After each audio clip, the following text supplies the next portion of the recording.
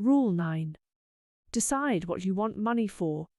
This is part of your defining, setting an objective process. There are no right or wrong answers. For example, making a fortune and spending it all on cocaine seems, to me, like a foolish thing to do. But that's personal. You might find a problem with me spending mine on a decent Chateauneuf du Pape. We all spend on what we think will satisfy us, make us happy. We all choose our own pleasures, and it's not for me to sit in judgment on anyone else. So why do you want to be wealthy? The answers you give will tell you a whole lot about your hidden money myths and how you really see money. Sometimes it's very simple. We have a dream and need the money to fulfill it. The dream comes first. What's your dream? It might not be that simple, however. I asked a close acquaintance why she wanted to be wealthier the other day, and the results were quite revealing. She said she wanted to be better off so that she could give her children more.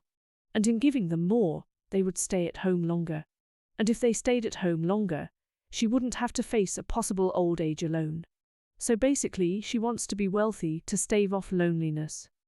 Another acquaintance said he wanted to get wealthy so that he could have adventures.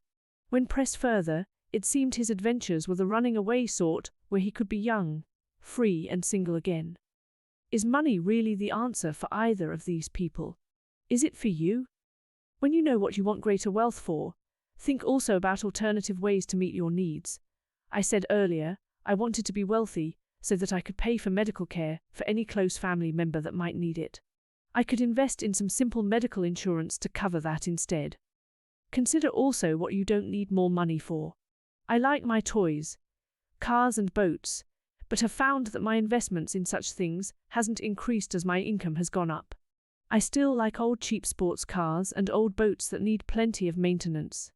Do you really need as much as you think? If so, fine, you just need to be sure and be clear about it. So what's your excuse? What do you want money for? It might be to free you from having a job, or it might not even be for yourself, but to support causes you believe in. Set your own agenda, my friend, and keep it to yourself. And whatever you write down, and I do recommend you write it down, it makes it so much more real. It is a useful exercise to look back on one day to see if your dream and achievements match. We all spend on what we think will satisfy us, make us happy. Rule 10. Understand that money begets money. There is no greater truth than this. Money makes money. It likes clustering together. It breeds quietly and quickly like rabbits. It prefers to hang out in big groups. Money makes money. The rich get richer. The poor get poorer. That's life. Yes, it is sad. But it does seem to be a fact. Now we can work hard ourselves and do something about it, or we can sit around moaning and become part of the problem. The choice, as always, is entirely yours. If you do want to do something about it, then it seems to make sense to me to make a tidy sum and use your money wisely to help the less fortunate than you. Or do whatever with it you so choose. When you have some money, you'll be astonished at how quickly it can grow. I recommend you understand and learn the concept of compound interest as quickly as possible. And no, I am not going to tell you anything about it, except it's vitally important that you know about it, and make it a cornerstone in your building of wealth.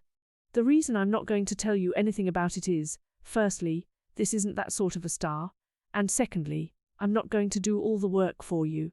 That would be too easy, and you'd learn nothing. My observation is that wealthy people get the idea of compound interest, and the rest of us don't. Go and read the Financial Times Guide to Investing by Glenn Arnott. 22. The rules of money. If you spend all you get, then this rule will never work for you. It'll never get your money working for you. You have to set aside money for breeding purposes. If you ran a rabbit farm and killed and ate all your rabbits, you wouldn't have any left to keep going. Forget the rabbit farm. You're going to start a money farm. Your money will breed. You can then reinvest some and spend some, but you can't spend it all, or you'll have no more rabbits. Look, this stuff isn't rocket science, but it is amazing how many people simply don't get it. But you do now. You have been given the best tip I can give you. Put some money aside for breeding purposes. Skim a little off for spending. Reinvest the bulk to build up a good and healthy stock. Keep it to yourself. Money makes money. The rich get richer,